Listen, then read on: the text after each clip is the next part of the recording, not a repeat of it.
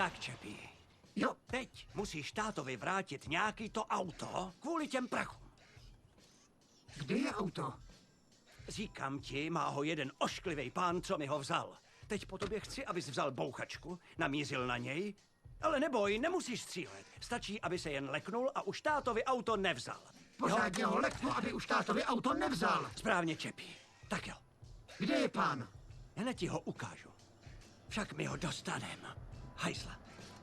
Hele, tamhle jede ten zmrt.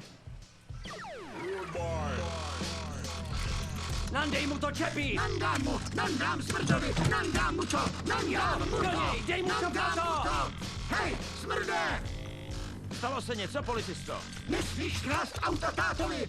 Nesmíš krást! Ne! Auta!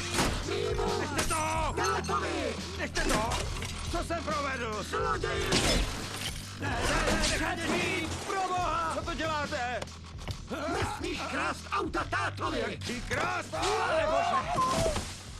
Kurva. Mám tvoje auto, tati! Pojď sem, Čepí! Pojď sem! Nech auto bejt! Zloději! Zloději! Tak pojď! Zloději! Nasedej, vole! Ale mám auto! Co tě to popadlo? A zavři dveře. Zloději! Pro Krista, Čepí! Co tě to kurva napadlo? Co, tati? Auta nesmí mít ani škrábnutí, aby je mohl táta prodat. Proč si ho musel zdemolovat? Aha, chápu. Rozumím. Můžu zkusit znovu? Čepí? Jo? To je ona. Ta děvka, co šlohla tátovi auto. Já ji dostanu. Přejete si? Děvko, vystup si! Ven! Proč ty kradeš tátovi auta, ty zlobivá? To je moje auto! Čí je to? Je tátovo! Nech krást tátovi auta!